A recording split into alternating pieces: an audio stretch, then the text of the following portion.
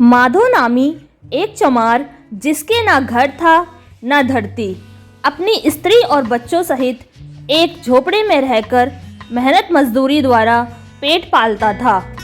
मंजूरी कम थी, अन्न महंगा था, जो कमाता था खा जाता था। सारा घर एक ही कंबल ओढ़कर जाड़ों के दिन काटता था और वह कंबल भी फटकर तार तार रह गया था। पूरे 1 वर्ष से वह इस विचार में लगा हुआ था कि दूसरा वस्त्र मोल ले।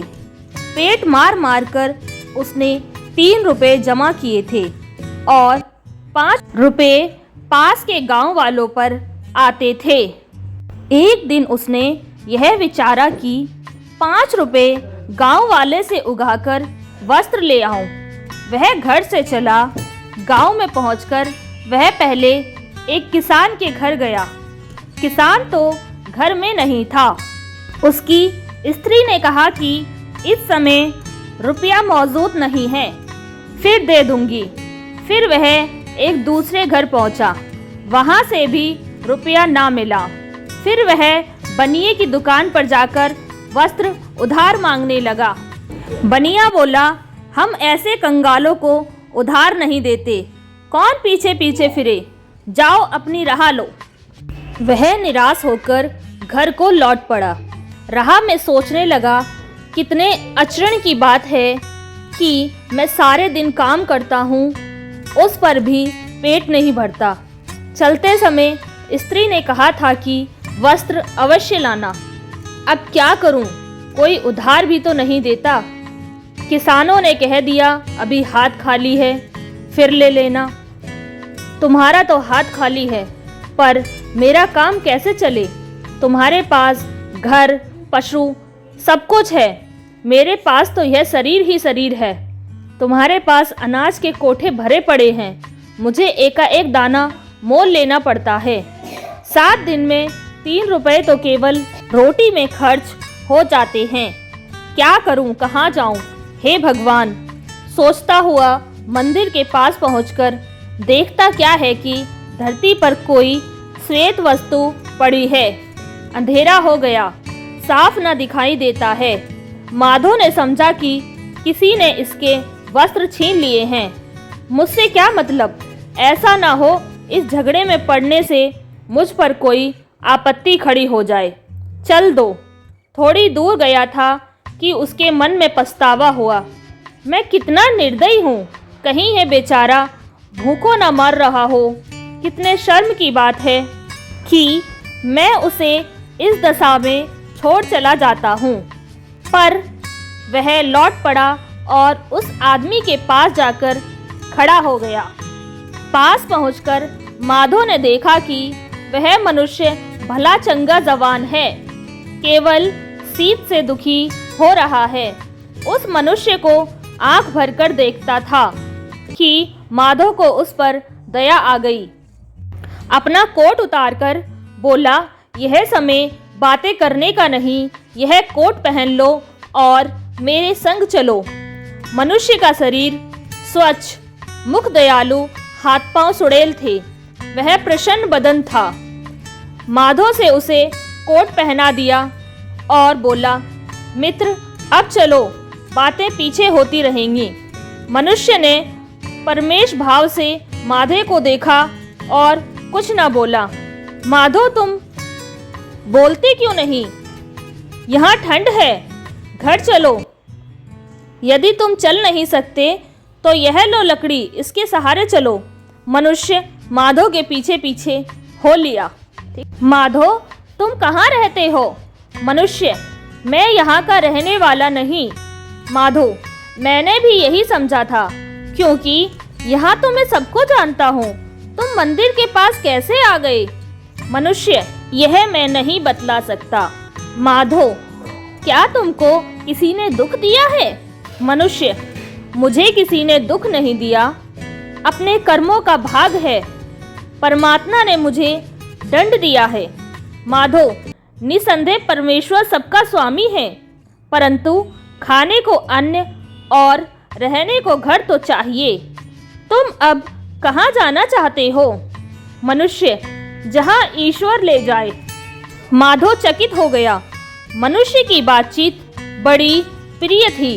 वह ठग प्रतीत न होता था, पर अपना पता कुछ नहीं बताता था। माधो ने सोचा, अवश्य इस पर कोई बड़ी विपत्ति पड़ी है। बोलो भाई, घर चलकर जरा आराम करो, फिर देखा जाएगा। दोनों वहां से चल दिए। राह में माधो विचार करने लगा, मैं तो वस्त्र लेने आया था, यहाँ अपना भी दे बैठा। एक नंगा मनुष्य साथ है। क्या यह सब बातें देखकर मालती प्रसन्न होगी? कदापि नहीं। मगर चिंता ही क्या है, दया करना मनुष्य का परम धर्म है। उधर माधो की स्त्री मालती उस दिन जल्दी जल्दी लकड़ी काटकर पानी लाई, फिर भोजन बनाया, बच्चों को खिलाया, आप खाया।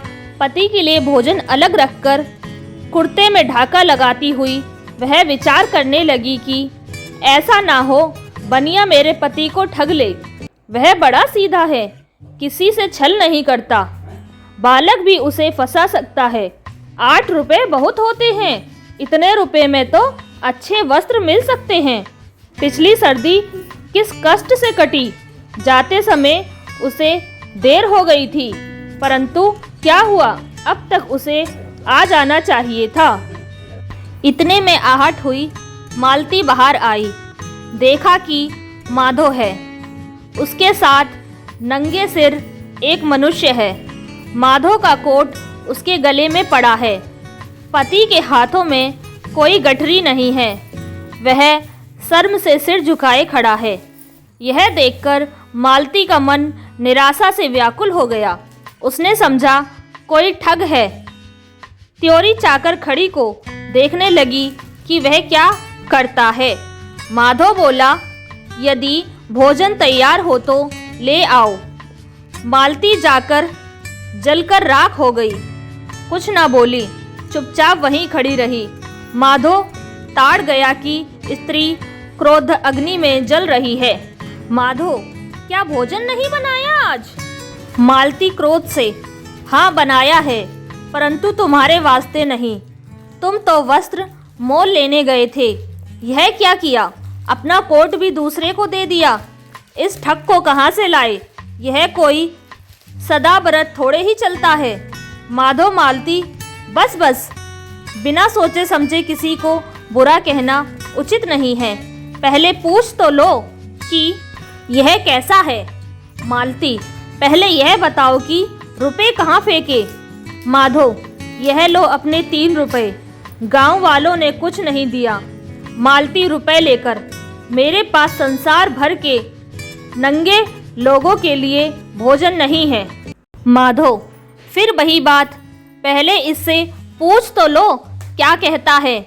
मालती, बस बस, पूछ चुकी। मैं तो विवाह ही करना नहीं चाहती थी, तुम तो घर खोऊ हो। माधो ने बहुतेरा समझाया, वह एक न मानी। 10 वर्ष के पुराने झगड़े याद करके बकवास करने लगी। यहाँ तक कि क्रोध में आकर माधो की जैकेट फाड़ डाली और घर से बाहर जाने लगी। पर रास्ते में रुक गई और पति से बोली, अगर यह भला मानस होता तो नंगा ना होता। भला तुम्हारी भेंट इससे कहाँ हुई? माधो, बस यही तो मैं तुमको बतलाना चाहता हूँ। यह गांव के बाहर मंदिर के पास नंगा बैठा था। भला विचार तो कर, यह ऋतु बाहर नंगा बैठने की है।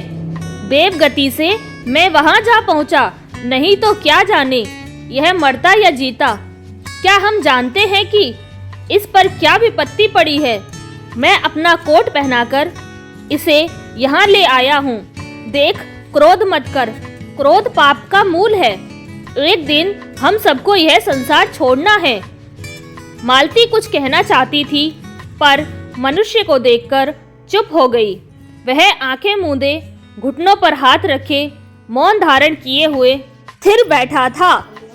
माधो प्यारी, क्या तुम में ईश्वर का प्रेम नहीं? यह वचन सुन मनुष्य को देखकर मालती का चित्त तुरंत पिघल गया। झट से उठी और भोजन लाकर उसके सामने रख दिया और बोली, खाइए। मालती की यह दशा देखकर मनुष्य का मुखारविंद खिल गया और वह हंसा। भोजन कर लेने पर मालती बोली, तुम कहाँ से आए हो?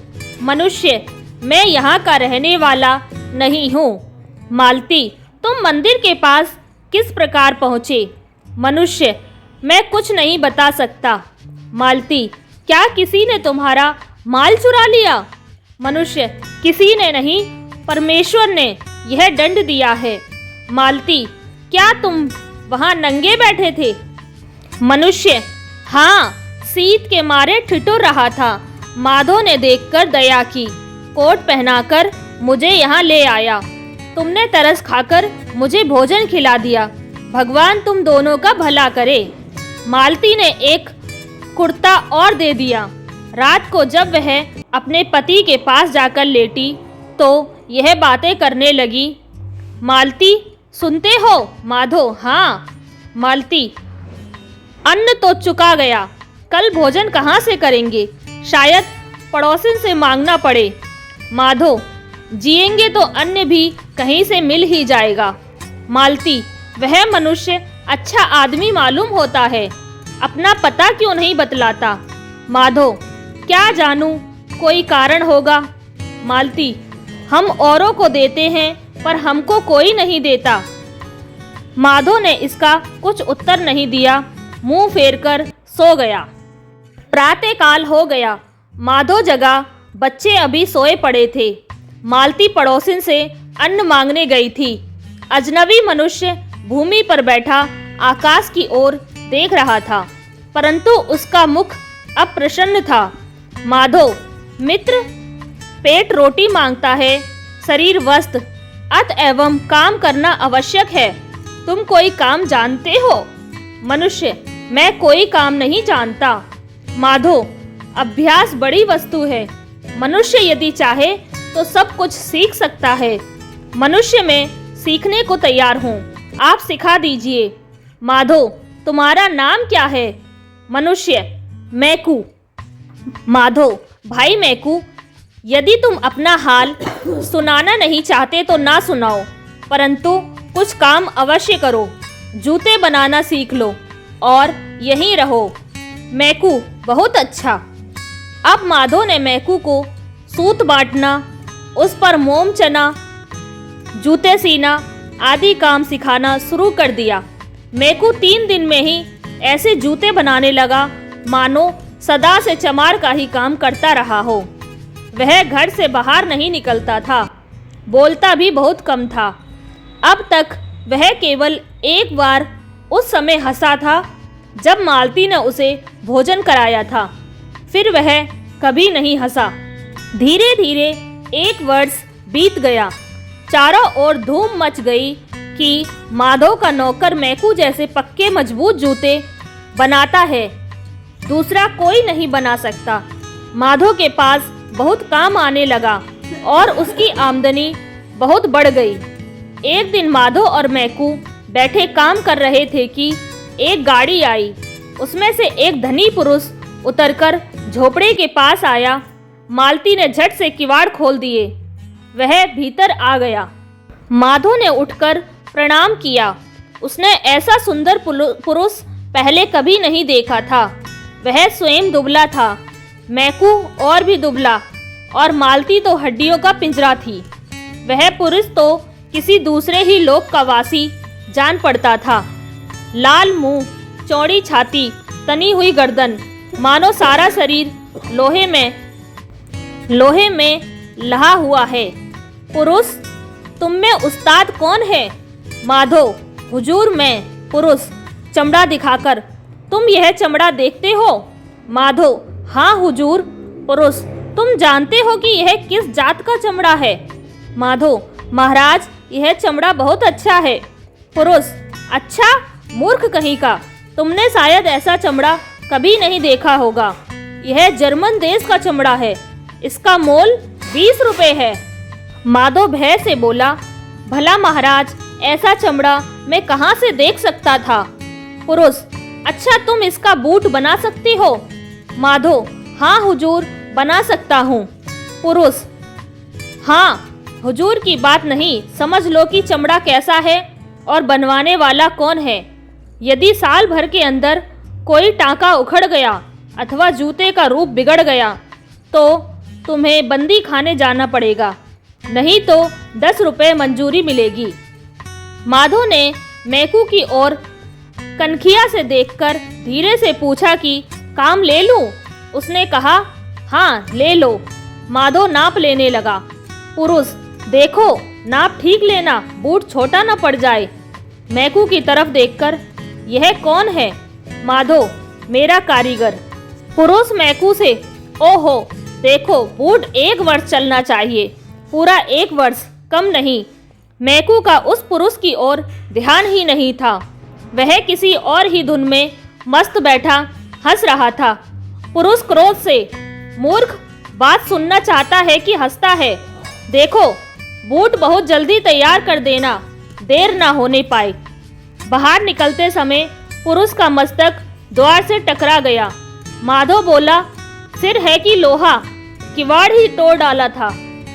मालती बोली, बलवान ही बलवान होते हैं, इस पुरुष को तो यमराज भी हाथ नहीं लगा सकता, और की तो बात क्या ही है।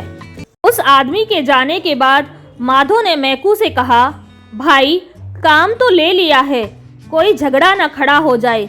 चमड़ा बहुमूल्य है और यह आदमी बड़ा क्रोधी है, भूल ना होनी चाहिए।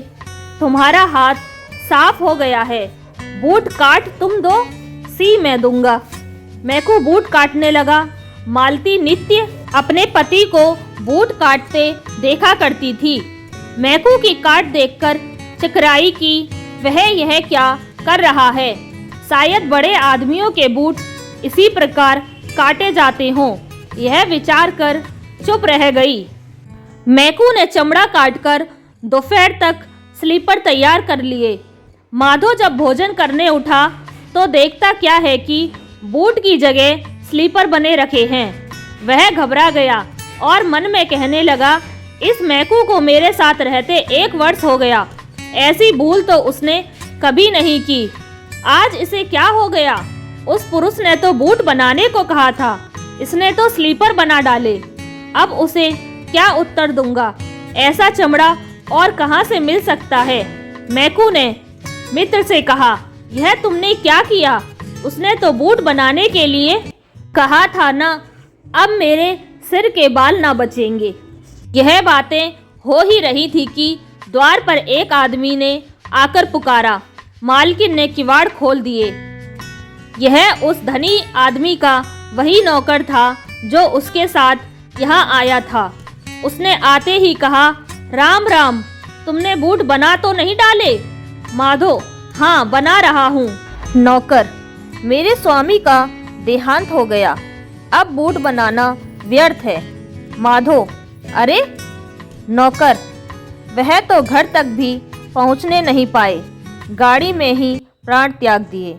स्वामिनी ने कहा है कि उस चमड़े के स्लीपर बना दो। माधो प्रसन्न होकर, यह लो स्लीपर। आदमी स्लीपर लेकर चलता बना। मैकू को माधो के साथ रहते रहते 6 वर्ष बीत गए। अब तक वह केवल 2 बार हंसा था, नहीं तो चुपचाप बैठा अपना काम किए जाता था। माधो उस पर अति प्रसन्न था और डरता रहता था कि कहीं वह भाग न जाए। इस भय से माधो ने उससे पता वता कुछ नहीं पूछा। एक दिन मालती चूल्हे में आग जला रही थी। बालक आंगन में खेल रहे थे। माधो और मैकू बैठे जूते बना रहे थे कि एक बालक ने आकर कहा, चाचा मैकू, देखो वह स्त्री 2 लड़कियां संग लिए आ रही है। मैकू ने देखा कि एक स्त्री चादर ओढ़े छोटी छोटी कन्याएं संग लिए चली आ रही है। कन्याओं का एक सा रंग रूप है, भेद केवल यह है कि उनमें एक लंगड़ी है। बुई भीतर आई तो माधो ने पूछा, माई क्या काम है? उसने कहा, इन लड़कियों के जूते बना दो। माधो बोला, बहुत अच्छा। वह नाप लेने लगा तो देखा कि मैकू इन लड़कियों को इस प्रकार ताक रहा है मानो पहले कहीं देखा है। बुई, इस लड़की का एक पाँव लुंजा है, एक नाप इसका ले लो, बाकी 3 पैर एक जैसे हैं। ये लड़कियां जुड़वा हैं? माधो नाप लेकर, यह लंगड़ी कैसे हो गई? क्या जन्म से ऐसी ही है? बुई, नहीं नहीं, इसकी माता ने ही इसकी टांग कुचल दी थी। मालती, तो क्या तुम इसकी माता नहीं हो? बुई, नहीं बहन, ना इसकी माता हूँ ना संबंधी। ये मेरी कन्याएं नहीं, मैंने इन्हें पाला है। मालती, तिस पर भी तुम इन्हें इतना प्यार करती हो? बुई, प्यार क्यों न करूं? मैंने अपना दूध पिला पिलाकर इन्हें बड़ा किया है। मेरा अपना भी बालक था, परंतु उसे परमात्मा ने ले लिया। मुझे इनके साथ उससे भी अधिक प्रेम है। मालती, तो ये किसकी कन्याएं हैं? बुई, 6 वर्ष बीते हुए कि 1 सप्ताह के अंदर इनके माता पिता का देहांत हो गया। पिता की मंगल के दिन मृत्यु हुई, माता की शुक्रवार को। पिता के मरने के 3 दिन पीछे ये पैदा हुई। इनके माँ बाप मेरे पड़ोसी थे। इनका पिता लकड़हारा था।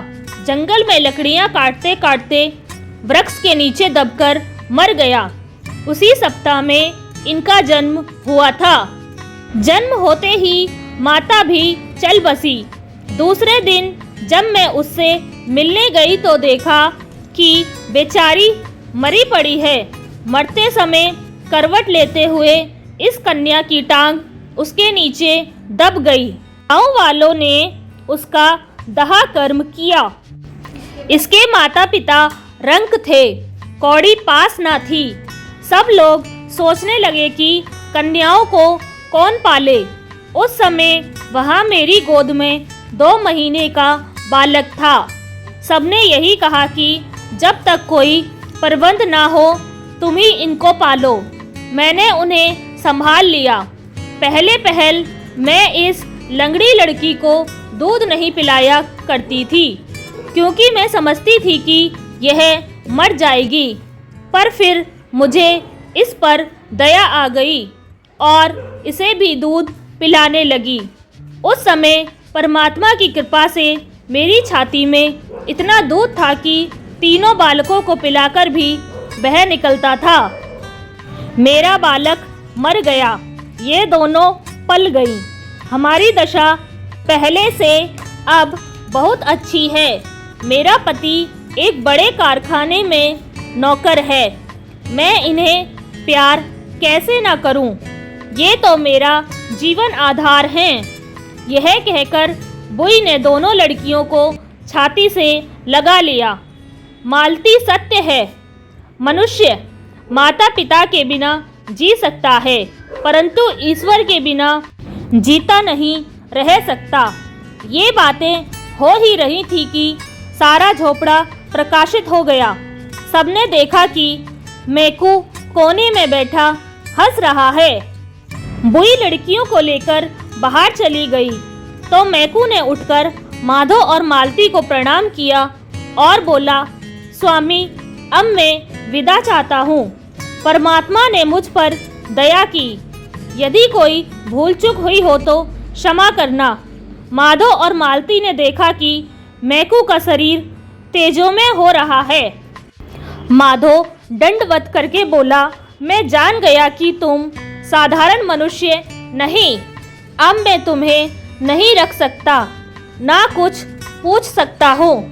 केवल यह बता दो कि जब मैं तुम्हें अपने घर लाया था तो तुम बहुत उदास थे।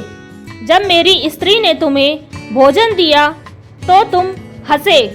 जब वह धनी आदमी बूट बनवाने आया था तब तुम हंसे। आज लड़कियों के संग बुई आई तब तुम हंसे। यह क्या भेद है? तुम्हारे मुख पर इतना तेज क्यों है? मैकू, तेज का कारण तो यह है कि परमात्मा ने मुझ पर दया की। मैं अपने कर्मों का फल भोग चुका हूँ। ईश्वर ने 3 बातों को समझाने के लिए मुझे इस मृत्यु लोक में भेजा था। तीनों बातें समझ गया इसलिए मैं 3 बार हंसा। पहली बार जब तुम्हारी स्त्री ने मुझे भोजन दिया, दूसरी बार जब धनी व्यक्ति के आने पर, तीसरी बार आज बुई की बात सुनकर। माधव, परमेश्वर ने यह दंड तुम्हें क्यों दिया था? वे 3 बातें कौन सी हैं? मुझे भी बतलाओ। मैकू, मैंने भगवान की आज्ञा ना मानी, इसलिए यह दंड मिला था। मैं देवता हूँ। एक समय भगवान ने मुझे एक स्त्री की जान लेने के लिए मृत्युलोक में भेजा था। वहाँ जाकर देखता हूँ कि स्त्री अति दुर्बल है और भूमि पर पड़ी है। पास तुरंत की जन्मी 2 जुड़वा लड़कियाँ रो रही हैं। मुझे यमराज का दूत जानकर वह बोली, मेरा पति वृक्ष के नीचे दबकर मर गया है। मेरे ना बहन है ना माता है। इन लड़कियों का पालन कौन करेगा? मेरी जान ना निकाल, मुझे इन्हें पाल लेने दे। बालक माता पिता के बिना पल नहीं सकता। मुझे उसकी बातों पर दया आ गई। यमराज के पास लौटा आकर मैंने निवेदन किया कि महाराज, मुझे स्त्री की बातें सुनकर दया आ गई। उसकी जुड़वा लड़कियों को पालने वाला कोई नहीं था, इसलिए मैंने उसकी जान नहीं निकाली, क्योंकि बालक माता पिता के बिना पल नहीं सकता। यमराज बोले, जाओ अभी उसकी जान निकाल लो, और जब तक ये तीनों बातें ना जान लोगे कि मनुष्य को क्या रहता है, मनुष्य को क्या नहीं मिलता, मनुष्य का जीवन आधार क्या है, तब तक तुम स्वर्ग में ना आने पाओगे। मैंने मृत्युलोक में आकर स्त्री की जान निकाल ली। मरते समय करवट लेते हुए उसे एक लड़की की टांग कुचल दी। मैं स्वर्ग को उड़ा, परंतु आंधी आई, मेरे पंख उड़ गए और मैं मंदिर के पास आ गिरा। अब माधो और मालती समझ गए कि मैकू कौन है। दोनों बड़े प्रसन्न हुए कि अहो भाग्य, हमने देवता के दर्शन किए। मैकू ने फिर कहा, जब तक मनुष्य शरीर धारण नहीं किया था, मैं शीत गंभीर भूख प्यास का कष्ट ना जानता था, परंतु मृत्युलोक में आने पर प्रकट हो गया कि दुख क्या वस्तु है। मैं भूख और जाड़े का मारा मंदिर में घुसना चाहता था, लेकिन मंदिर बंद था। मैं हवा की आड़ में सड़क पर बैठ गया। संध्या समय एक मनुष्य आता दिखाई दिया। मृत्युलोक में जन्म लेने पर यह पहला मनुष्य था जो मैंने देखा था। उसका मुख ऐसा भयंकर था कि मैंने नेत्र मूंद लिए, उसकी ओर देख न सका। वह मनुष्य यह कह रहा था कि स्त्री पुत्रों का पालन पोषण किस भांति करे, वस्त्र कहाँ से लाए इत्यादि। मैंने विचारा, देखो ये मैं तो भूख और शीत से मर रहा हूँ, यह अपना ही रोना रो रहा है, मेरी कुछ सहायता नहीं करता। वह पास से निकल गया। मैं निराश हो गया। इतने में मेरे पास लौट आया। अब दया के कारण उसका मुख सुंदर दिखने लगा। माधो, वह मनुष्य तुम थे। जब तुम मुझे घर लाए, मालती का मुख तुमसे भयंकर था, क्योंकि उसमें दया का लेश मात्र न था। परंतु जब वह दयालु होकर भोजन लाई तो उसके मुख की कठोरता जाती रही। तब मैंने समझा कि मनुष्य में तत्व वस्तु प्रेम है, इसलिए पहली बार उस समय मैं हंसा। 1 वर्ष पीछे वह धनी मनुष्य बूट बनवाने आया। उसे देखकर मैं इस कारण हंसा कि बूट तो 1 वर्ष के लिए बनवाता है और यह नहीं जानता कि संध्या होने से पहले मर जाएगा। तब दूसरी बात का ज्ञान हुआ कि मनुष्य जो चाहता है सो नहीं मिलता, और मैं इस बात पर दूसरी बार हंसा। 6 वर्ष पीछे आज यह बुई आई तो मुझे निश्चय हो गया कि सबका जीवन आधार परमात्मा है, दूसरा कोई नहीं। इसलिए मैं तीसरी बार आज हंसा। मैं को प्रकाश स्वरूप हो रहा था, उस पर आंख नहीं जमती थी।